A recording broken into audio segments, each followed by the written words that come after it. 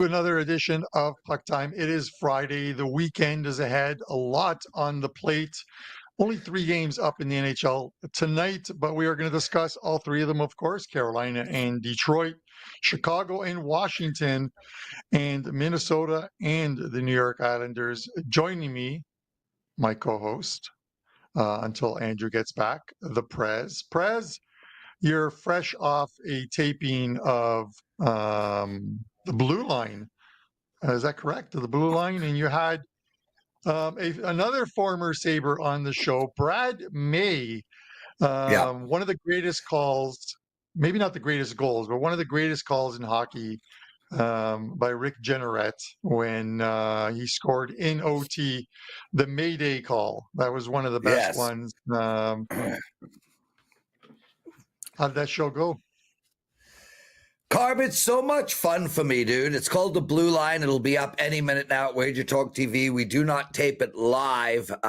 It's with me and Matthew Barnaby. Brad May joined today. And listen, I'm still getting a kick out of it. You were on the show yesterday with myself and Rob Ray, and you got to be getting a kick out of this, dude, because, I mean, you're a Sabre fan.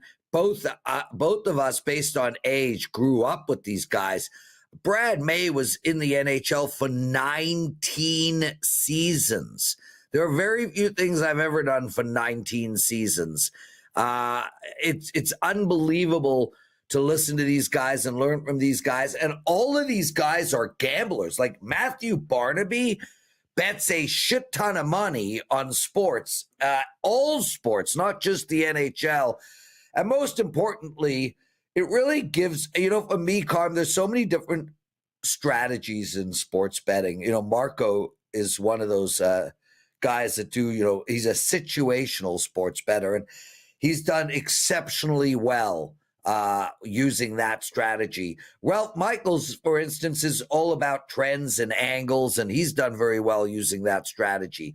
I love to bet on emotion. I want to know, how a team feels in the dressing room. What are they talking about before the game goes? You take Detroit and Carolina tonight. Well, Carolina has nothing to play for. What's going on in that dressing room? What is Brindamore's message to them? You take Detroit, a team that was about to, make the playoffs and then lose, 84 games in a row. What's going on in that dressing room? And that's what this show is about. How can we understand the emotional aspect of the players and the coaches in the situations that they're in, and how that drives us to find winning betting information?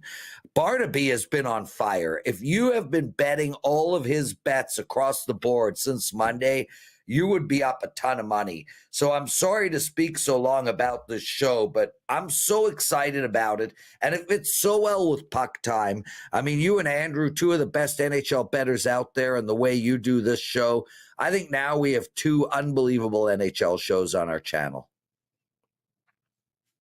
Puck Time will always remain number one. Always. Yeah, we have such a great following here. Yep. The guys are always in there. Titan, Fortnot, Nebraska Knows, who, ironically, Nebraska, the poster goes by the name Nebraska Knows, is a Detroit native. He is a season ticket holder for the Detroit Red Wings. I was in Detroit the last time they beat this Carolina Hurricanes team, but I was with the WagerTalk crew, took him to the game, took him for a bite to eat. So I didn't get a chance to meet up with him. I should have gone to his section and saw him. Next time I'm in Detroit, I will do that. But that's a perfect segue into this game. Carolina minus 195, Detroit plus 165 at home. The total sits here at 6. That last Detroit win, it's been 6 straight wins for Carolina. That last win came March 30th of 2023. Wallman scores with 3 seconds left on the clock, and they beat Carolina 3-2. A lot of unders on the card between these two. You see some 2-1, 3-1, 4-0 type of score lines. And honestly, I don't know how Detroit, what they're going through mentally right now, just because they seem to be on the edge. Like, what did that loss due to them against St. Louis. They drop a sure 2 points, allowing a goal with about 20, 25 Yeah. seconds left. And then the Blues win it in overtime as well, too. On the psyche, that's got to be tough. They're now, what, 5 or 6 points because Montreal refuses to lose. Yeah. Ottawa continues to win as well, too.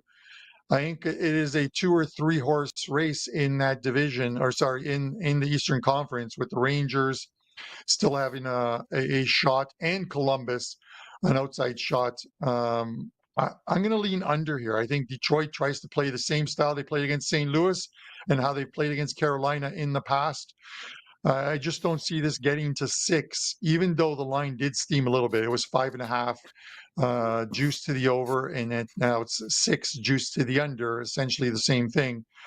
Under for me in this one, Prez. What are your thoughts on this? Yeah, Carm, look, I'm not going to go into a whole deep conversation about this. I like the under too. I actually like the under a lot. Carolina 28, 40, and 6 to the under. Between them and the LA Kings, you bet those two teams under blind all year. You've probably doubled, even tripled your money. That's what kind of an under team they are. Detroit, obviously, 2 to the over on the year, 35, 33, and 6. But this Detroit team now playing to the under 2 straight. They 2-1 against St. Louis, 2-1 against Boston. And I look at this game and I think to myself, and we spoke about this on the blue line, where's Carolina at mentally? And I think this is a team, Rod Brindamore, a coach that just never loses intensity, probably screams at his wife during sex. That's a whole different story. But I thought that was a decent one-liner made up on the spot. But the bottom line is, I think we're going to see teams like Carolina who are locked into their position, teams like Colorado. I think they're going to really focus on defense first moving forward. They're entering the playoffs. That's the most important thing in the playoffs. I would be surprised if Detroit puts up more than 2. I think we see a 4-1 type of a game, 5 goals at most. I like the under. Yeah, I think we agree on that. And I talked about the St. Louis Blues, and I'm going to have a little image in a second for you. But they score with 25 seconds left in a game. Detroit led 1-0 in St. Louis, and then the Blues find a way to win it. Yesterday, on the Blues in regulation, they allow a goal with 25 seconds left in the game to the Pittsburgh Penguins. It goes to OT, and then they win it in OT. It is one of those ones where, the start of the week was great. Yesterday, definitely not a good one for me. I feel like I woke up and chose violence this morning because the Edmonton Oilers win that game, scored 3 goals last night against San Jose, and had 3 minutes of empty nets and hit the goalpost to go over the team total. I had 2% on the team total. It is one of those ones where when they're going in for you, you're running great. When they're not, not so much. But speaking of the St. Louis Blues, Press, since the end of the Four Nations face-off, the St. Louis Blues brought this guy into the dressing room, and they are 17-2-2. Who is this guy? Dan, do you have him for us? Jobu. Yes, Jobu. The Blues are 17-2-2 since Jobu showed up in the dressing room. They were talking to Jordan Binnington about Jobu, and he was like, he goes, after the Four Nations, we brought him into the dressing room. He's got his own spot, and we are on a run. Can you imagine that? Going on a run? And I know it's not because of Jobu, but it brings you back to the Major League movies with Charlie Sheen and Jobu. And it is unbelievable that these guys are on a phenomenal run. And they were on a similar run when they went on to win the Cup in 7 games in Boston. It won't happen this year, and not the Blues winning the Cup, but winning in Boston because the Bruins are absolute toast at the moment. But Jobu, 17-2-2. Any thoughts on Prez? Maybe I should get a Jobu and go on an NHL run. So that was my thought right there, Carm. So I am 9-1 in NHL in my last 10 plays, and that has no relation to Jobu. I just wanted to say that. I got nothing on this Jobu thing, bro. But can I hijack the show for a minute? It's something I want to discuss. No, Both here. not No. Okay, you can it's your hijack it as show. long as it has nothing to do with another NHL show because we are No, going to no, invoice no, you every no, time no. you mention that name. Anyways, go ahead. That is fair. We will not discuss the blue line found on. No, I'm kidding.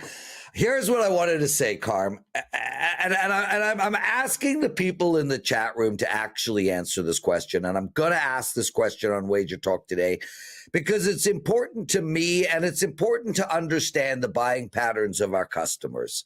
You know, we're trying to build a business here, right? We try to make money. We got a lot of staff that needs to get paid, et cetera, et cetera. So I release a 5% play on Wednesday in hockey, and it won. And that put me on an 8-1 NHL run. Now, I had a lot of people purchase my 5% NHL play on Wednesday. All of those people cashed. I had a bunch of them thank me in the chat room yesterday. 10%, no, it was less, 7% of the people who purchased my play on Wednesday and won purchased my NHL play on Thursday. 7%. I don't understand why. And I'm asking you guys, this is not a sales pitch. This is a serious question. Why would you buy a 5% play from a guy on Wednesday and win it? And he's on an 8-1 NHL run. And the very next day, just completely ignore him and have zero care for what he's playing. Is it because the play was 2% less? Is it because I only released a 3% play on Thursday and it was a 5% on Wednesday? I don't understand this concept of, oh my God, it's a 5% play. We must buy it. It wins. And the next day we're going to totally ignore that person. So for the record, my Thursday play won as well. So all of you people who only bought my play on Wednesday and didn't buy it on Thursday for absolutely no reason I don't understand, well, you missed another winner. And Carm, I am really curious about that. This is not a vent. This is just a why. Why would you buy a 5% play, win it, and then not go straight back to that handicapper the next day? I am absolutely baffled. Sorry about that, Carm.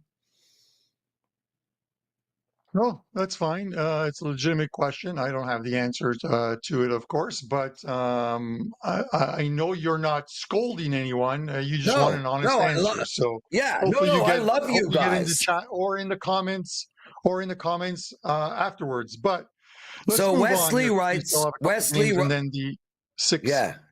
Sorry, Go ahead. No, Wesley writes 3% plays suck. 3% plays suck. If you played my 3% plays in NHL, you'd be around 60% and up double-digit profits on the season. So 3% plays don't suck. Go ahead. Sorry, Carm. All right. We're good now? All right. We're good. All right. With that said, we've got the Washington Capitals, a monster favorite tonight, minus 425 against the Chicago Blackhawks, plus 325. I'm going to make this simple, guys. This line is unbettable. You can't, unless you want Chicago, unless you're taking Chicago and you think they're going to upset Washington. You can't bet Washington here, minus 425. You can't bet them in regulation because they're probably minus 230, 240. The puck line is minus money as well, too. And the total 6.5. I don't even know how to play that. I'm going to go the prop way, Prez, because I am cheering for, and I know you and I are probably on different pages on this one. I am cheering for Ovechkin to break the record. He is 2 goals away from tying Wayne Gretzky, 3 goals from breaking the record. DraftKings has a prop bet on where you can take Ovechkin 2+ goals, plus 500. He's minus 145 to score anytime. If he gets 2 goals tonight, He ties Wayne Gretzky. He does it in front of his home fans. You know that you're going to get this guy the puck. You know this guy's going to have a ton of shots on goal tonight, likely against this Chicago team. Plus 500 for Ovechkin to score at least 2 goals tonight. I'm going to take the prop way out. I'm going to try and avoid a minus 425 and see if I can cash a plus 500 ticket. You guys let me know in the chat if you think this is a good idea or a completely bad idea. But come on, Ovi, let's see him get the record tonight, or at least tie the record. How are you breaking this one down? Yeah, look, I'm with you too, Carm. You know, and OV3 plus is plus 1,900. So, hey, if you're going to do a plus 500 for 2 plus, why don't you throw 10% of that on the 3 plus and get yourself a plus 1,900 bet? I also like over 3.5 shots on goal. It has now been juiced to minus 162, but man, they're going to be looking for him all over the ice tonight. And I'm also interested in a Bedard goal prop. This is an opportunity for Connor.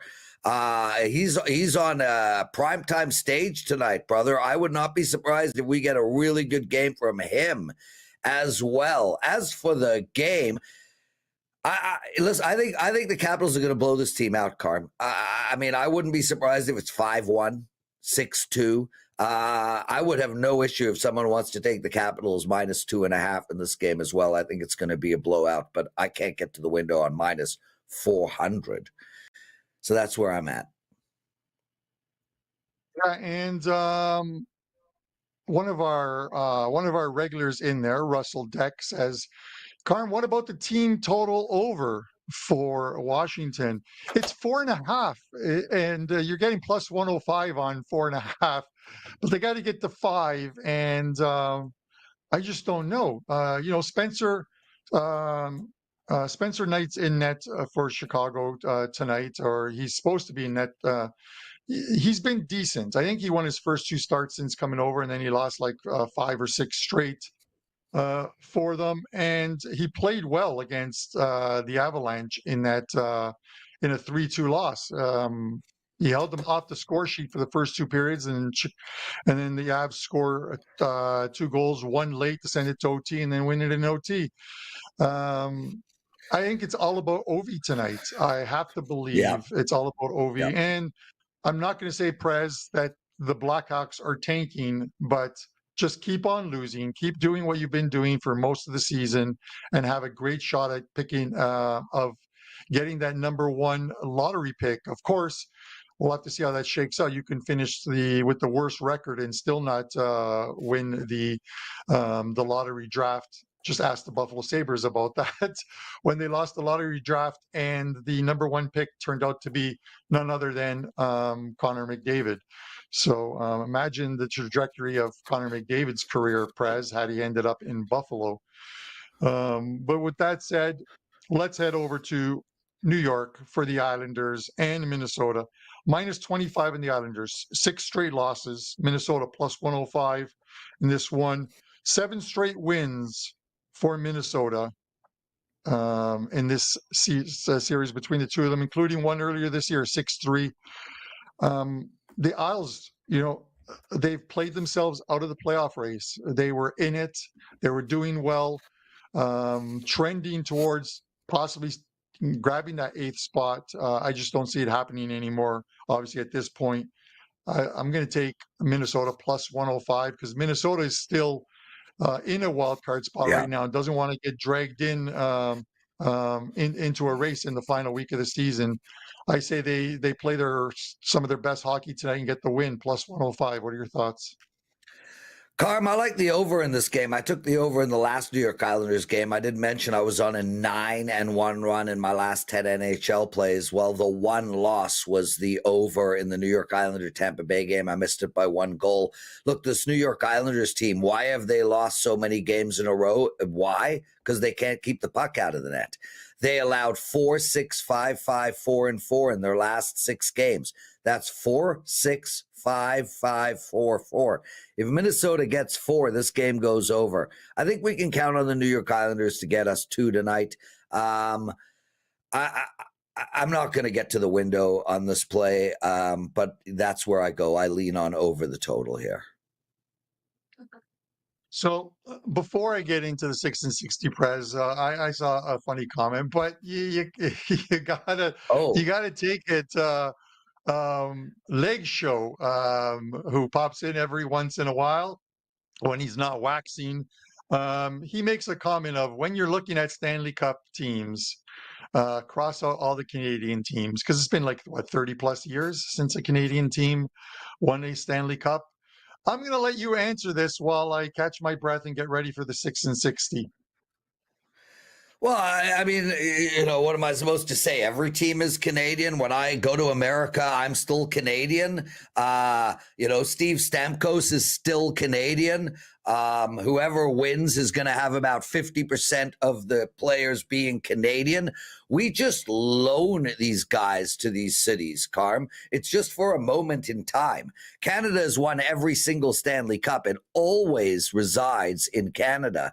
With that said, I don't know, man. I think Winnipeg, Edmonton, and Toronto all have as good a chance of winning the Stanley Cup as any team does. What Winnipeg did last night was a true statement.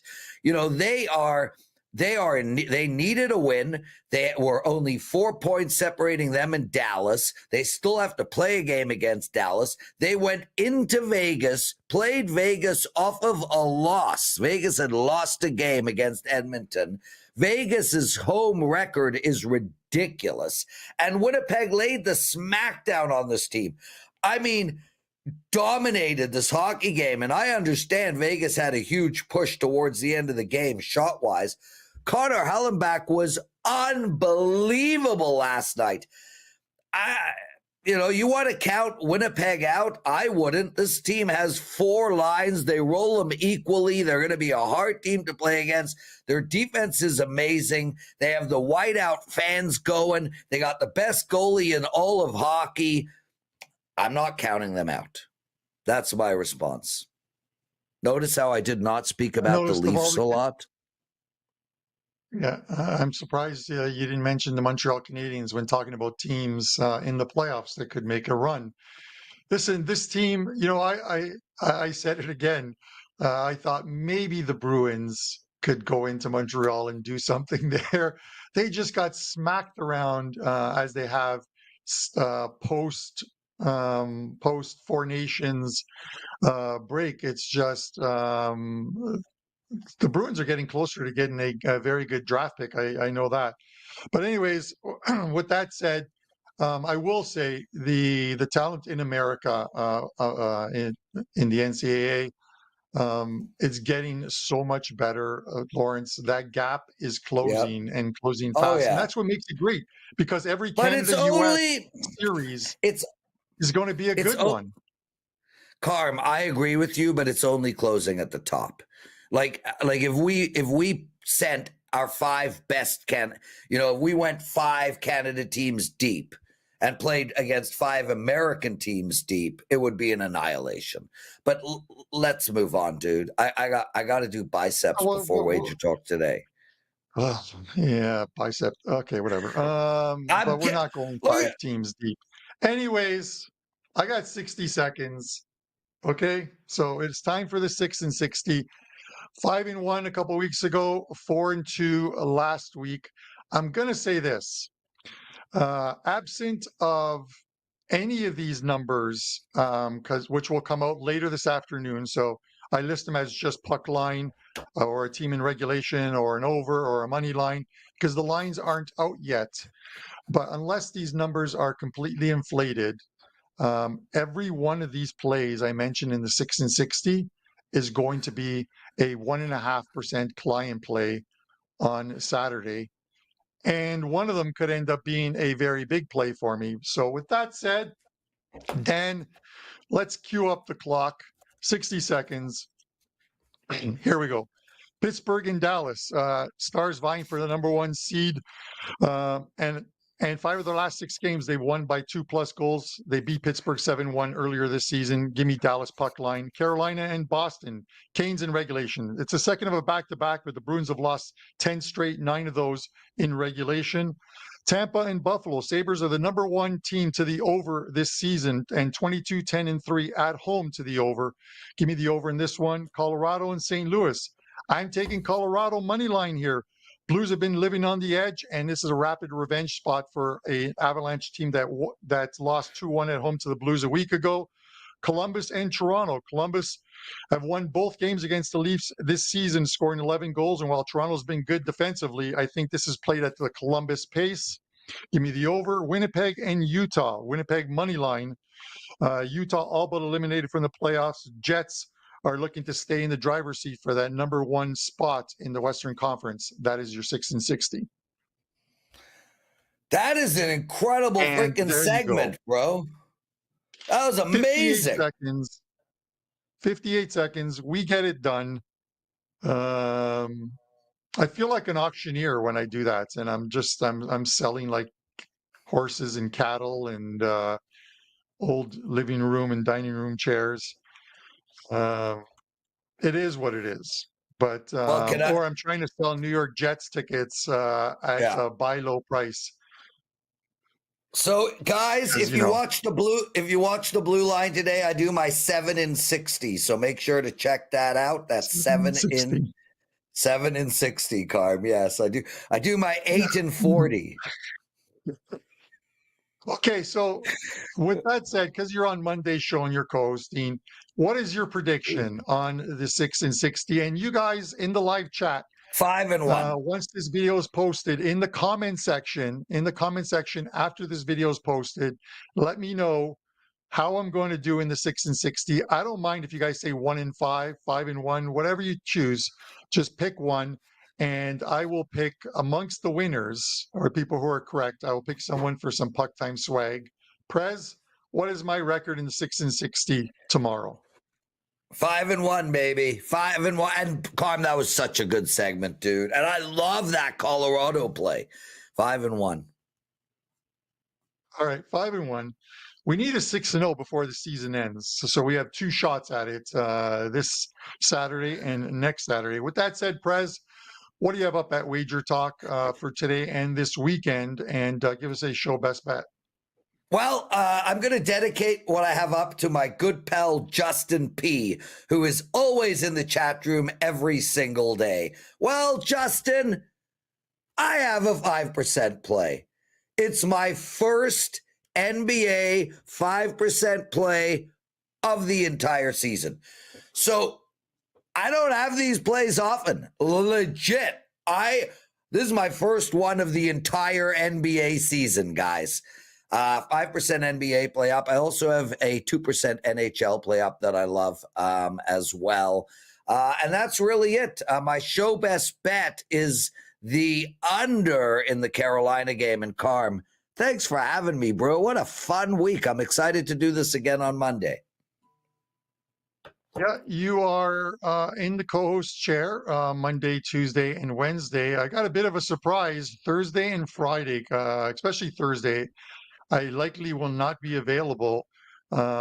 We might have Dan Alexander hosting with Brian Leonard and Andy Lang on the show. So, guys. Wow. So I'm not even capable. I'm not even capable. Dan's the best. Oh, wait. Whether it's MLB. Oh, I can't. You're right. I can't do Thursday. I can't do Thursday. Yes. You're right, Carm. Yeah. There you go. See, I'll shut up. Anyways, maybe I'll just cancel the show since nobody wants to be on it. Maybe we just won't do it, Carm. Nobody wants to be on it. We'll do a Eagles talk show at that time. Eagles talk show. Yeah, I'd rather listen to that than the New York Jets talk show, but I digress. Anyways, no plays yet up for me in the NHL. If I do have one, it's going to be one of the leans that I had on today's show. It's such a small card and such a dirty card that I likely pass on it. But if there is a play, it's likely going to be this Minnesota one, which is my show best bet. I'm going to take the Wild here. Much more at stake for them. They can play a strong defensive game, and against the New York Islanders, if you can shut down the Islanders, you're going to win the game. Well, obviously, if you can shut them down. This seems like a 3-1, 4-1 type of game for Minnesota. I'm going to take the Minnesota Wild. Give me some plus money on a team that's actually still playing for something.